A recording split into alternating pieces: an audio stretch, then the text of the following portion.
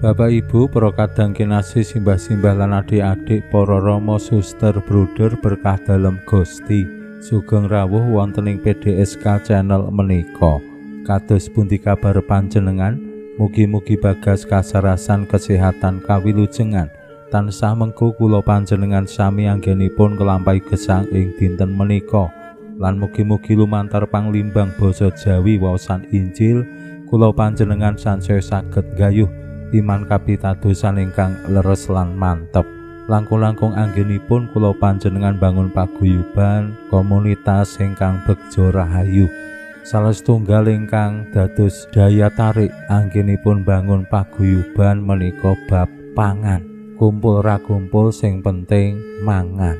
Menika tentu dados salah setunggal kesadaran apa-apa nek ana pangane kuwi mesti akeh sing gelem mara, akeh sing gelem ngumpul.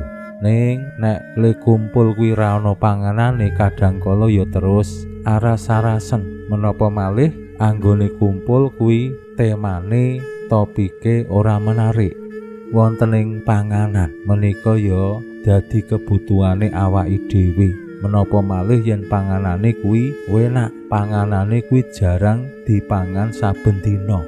Yen kula panjenengan niteni ing jamane awake dhewe sakniki sing jenenge kulineran ana ing ngendi wae, ing kutha, ing desa menika laris. Panganan apa wae ning kutha menika ana.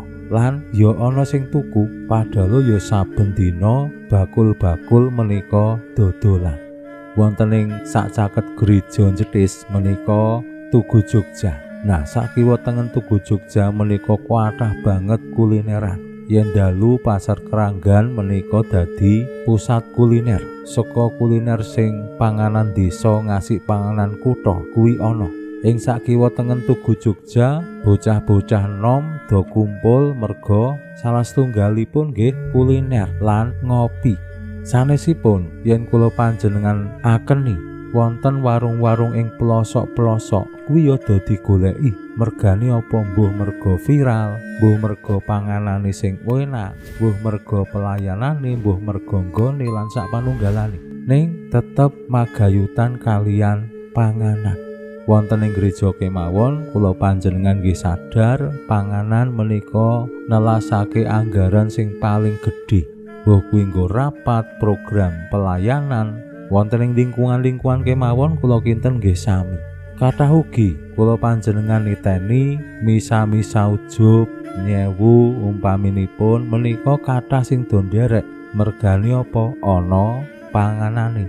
Nah menika salah setunggal kanyataan kula kinten ing tengah-tengah kula panjenengan. Wiwit sakawit Gusti Yesus ugi ngadepi tiang-tiang sing tanda kutip mung goleki pangan. Merga pambabaring roti sing dadi viral, dadi populer. Menika ndadosaken tiang kathah sing nampi cariyos bilih nderek Gusti menika diparingi pangan ngasih wareg, ngasih turah-turah. Lan tentu panganane ya enak merga ana roti karo iwak. Cariyos menika dadosaken tiyang kathah sanesipun sansaya penasaran terus pengin do goleki Gusti Yesus. Leng goleki Gusti Yesus boten merga tertarik terpesona kalian Gusti Yesus, kasengsem kalian Gusti Yesus, ning merga panganane. Oh ternyata nderek Gusti kuwi entuk panganan. Oh ternyata melu Gusti kuwi ana untunge, ora rugi. Nah kados pundi lajeng anggenipun Gusti paring sikap dumateng kenyataan menika. Monggo kita pirengaken sabda dalem Gusti ing dinten menika lan kita wiwiti kanthi sembayang sawetawis. Konjo ing asma dalem Hyang Rama saha Hyang Putra tuwin Hyang Roh Suci. Amin. Suwawi sami munjuk Gusti Yesus sabdo dalem Hyang Rama ingkang sampun manjalma, mugi karsa ngandika dhateng kawula wonten ing asepen ing telenging manah kawula. KBKO kegiatan lan panglipur ingkang manjing ing sabdo dalem kapenuwana kawula mawi roing kawicaksanan dalem. Mugi-mugi srana anggen kawula maos lan mirengaken sabdo dalem, kawula sansaya nunggil ing sampeyan dalem. Amin. Waosan Injil kapetik saking Injil Yohanes bab 6 ayat 21 ngantos dumugi 29. Sedina sakwise pambabaring roti, akeh wong sing isih kari ana ing pasisir. Wong-wong iki mangerti yen dina sadurunge mung ana prau siji sing labuh, lan yen Gusti Yesus ora nyarengi para murid nitih prau. Para murid padha budal dhewe.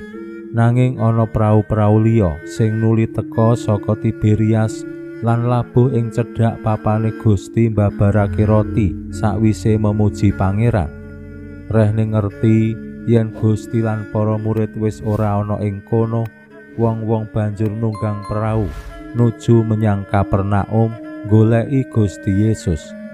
Bareng ketemu Gusti ana ing sabranganing telaga, banjur padha matur, "Bapak Guru, kala menapa rawuhipun ing ngriki?" Gusti paring wangsulan, "Aku kandha sakbenere. Anggonmu goleki aku ora marga wis nyipati pangeram-eram, nanging marga wis mangan roti kanthi tutuk. Aja nyambut gawe kanggo ngupaya pangan sing bakal sirna, balik ngupaya pangan sing tetep lestari kanggo urip langgeng sing bakal diparingake putraning manungsa. Awit panjenengane kang tinengeran dening Hyang Rama ya Allah pribadi mawa tandha kekancingan dalem." Wong-wong padha matur, "Pakaryan menapa ingkang kedah sami kula tindakaken konjo ing Allah?" Gusti Yesus paring wangsulan, "Pakaryan kang dikersakake Allah yaiku ngandel ing panjenengane kang diutus dening Allah." Makaten sabdo dalem Gusti. Suawi sami munjuk. Gusti, kawula munjuk sembah nuwun karana sabdo dalem. Sabdo dalem dadosa obor ingkang madangi margining gesang kawula. Katuntuna kawula sageta sabdo dalem menika numusi manah ngantos tansah ngrembaka kangge nggayuh gesang ing suwarga. Amin. Bapak Ibu para kadang kinasih simbah-simbah lan adik-adik, kanthi cetha sanget Gusti Yesus melehaken menapa sing dadi motivasinipun tiang-tiang madosi Gusti Yesus. Ora merga terpesona kasengsem marang pakaryan dalem Gusti, ning merga wis mangan kanthi tutuk. Mila menika kados-kados yen disawang ditingali sacara sakliraman menika sae, merga kathah tiyang sing madosi Gusti ning pranyata motivasinipun boten merga Gusti, ning merga keuntungan bisa mangan kanthi wareg. Nah menika saged dados kaca benggala tumraping kula panjenengan. Awake dhewe anggenipun nderek Gusti menika merga kasengsem terpesona dening Gusti Yesus piyambak, menapa merga ngarep-arep keuntungan. Nek nderek Gusti kuwi bathi utawa nggih motivasi sanesipun, aku iso seneng, aku iso bungah. Mila kadangkala nate kelampah, nyuwun sewu mugi-mugi salah. Wonten umat sing kadangkala pilih-pilih ramane. Nek Rama kae misane cepet, lucu, ora marai ngantuk, aku misa karo Rama kae. Wah, nek Rama kae boseni, monoton, suwi, marai ngantuk. Wah, nek pas dilalah misa karo Rama kuwi dadi ora sreg, dadi ora nyaman. Utawi wah neng gereja kono asinan, ora sumuk, penak, aku tak misa rono. Wah neng parokiku nggone ora penak, umate ora kenal, sumuk. Terus wegah misa neng gereja parokine dhewe. Nah menika motivasi-motivasi egois sing ing dinten menika diwelehke dening Gusti piyambak. Monggo kula panjenengan sami anggenipun bangun iman menika merga Gusti, boten merga situasi-situasi sing ndadosake egone awake dhewe sansaya gedhi. Pinuji Allah sakmenika sarta ing salami-laminipun. Salam sehat, salam bahagia, salam katentreman. Lan mugi-mugi lumantar panglimbang dinten menika kula panjenengan tansah jinangkung ing berkah dalem Gusti ingkang Maha Kuwasa, Hyang Rama saha Hyang Putra tuwin Hyang Roh Suci. Amin.